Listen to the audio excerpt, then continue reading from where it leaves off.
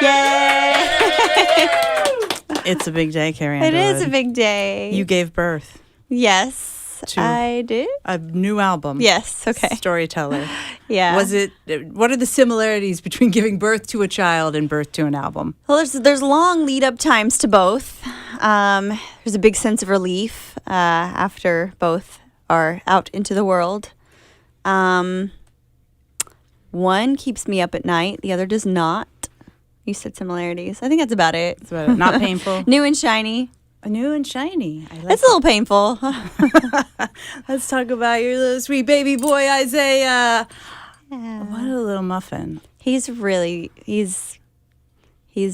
a perfect baby. I can't even on the little toy piano picture. Yeah. That kills me.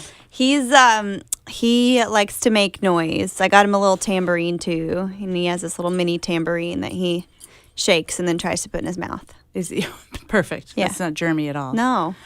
I read somewhere where you've kind of loosened up a little because I didn't realize you were pretty OCD. I mean, it's just about certain things, not about everything, but I definitely, I don't know. It's just, there's certain things in my life I really like to have order in. Mm-hmm. And he kind of messes all that up, but that's okay. Are you surprised? I always thought, like, oh my gosh, what did I do with all that time I had before I had a baby? Yeah, I mean, I still remember what I did with that time. I feel like now in general, I'm more active than I was before just in life because I don't have much time to sit down. Mm-hmm. So it's like I go and I do stuff during the day, like I go work, and then as soon as I get back to the house, it's like, okay, I got to make dinner. So, you know, I say hi to my child and then pass him back off to my husband, and then I make dinner, and then I, feed him and rock him and put him down. And then I have to do all the stuff that I need to do, like laundry-wise and cleaning-wise. I love that you do that. But then it's like, as soon as I'm done, it's time for bed. Mm-hmm. And then I get to wake up and do it all again tomorrow. I do love and then it's funny, I didn't mean to get right into babiness because, no, it's okay. Because I We love... FaceTime this morning. Good. It was like... Well, I love something you said about motherhood, and probably because it's kind of been my approach too. And I don't want to, I'll paraphrase what I think you said, which is that, you are a mother, and that's your most important job, but it's not your only job. And I've always felt like that too as a working mom. Mm-hmm. Yeah, I mean, there's definitely things like the world keeps spinning.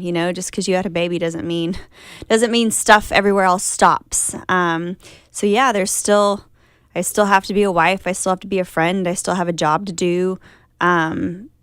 It's just another facet of my life, another hat I get to wear. And it's the most wonderful one. And it's important to make sure that you keep your eyes open and just take it all in, and not let all those things overshadow the parenting thing, but just to realize, prioritize, and it'll all fall into place and you'll figure it out. And people do tell you this over and over again that it flies, but it does. Like it all of does. a sudden, I can't believe he's 8 months. It's insane. While we're on the theme of little Isaiah, your little pumpkin, let's talk about, let's have you introduce a song. We're playing your music all hour, cuts from the new album, the one that is about Isaiah and Mike and this newfound layer of Carrie Underwood. Yeah, it's called What I Never Knew I Always Wanted. And it's that pretty much sums it up.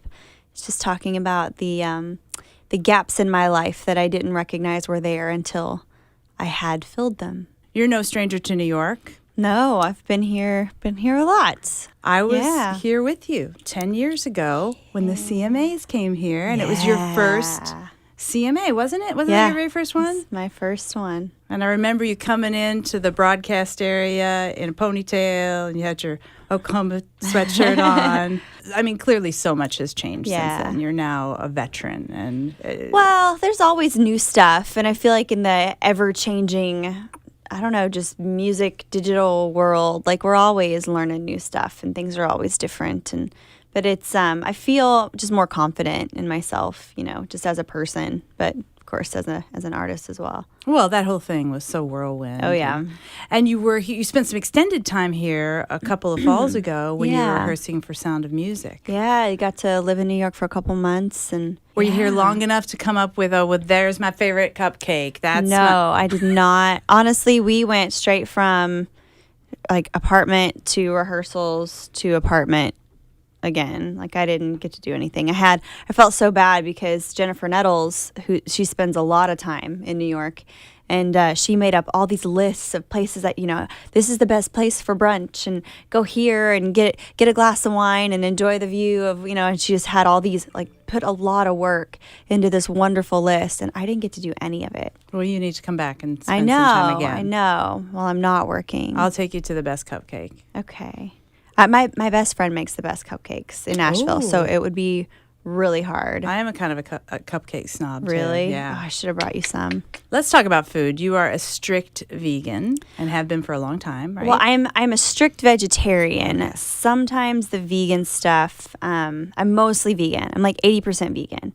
Occasionally something works its way in that I'm like, oh man, there's cheese on that. It seems like you're so disciplined with the diet. Like, do you ever have that moment where you're like, all right, I'm going full on Cheetos? What's your food that you'd be like, this is it? When I was pregnant, I did walk in holding a giant family-sized bag of Doritos, like on my Nice. hip like a baby, just taking Doritos out of it. And my husband just started laughing at me. And I was like, what? And he was like, I've never seen this before. Like, and I put things in my body that make me feel good, that make I don't know, it's, I don't live to eat, I eat to live, I think is the phrase. So I don't know, like, little bites of things are okay. Like a little bite of dessert. I'm not a big sweets person. Yeah, I don't think little's in my vocabulary, so I'm total respect. Well, I'll buy those little chocolate squares, like Ghirardelli or whatever, and they're already in squares and they're super dark chocolate, and it's like, that's my dessert. And I'm like, I get a little bite of something sweet, but I don't want like sip cake of or wine. anything.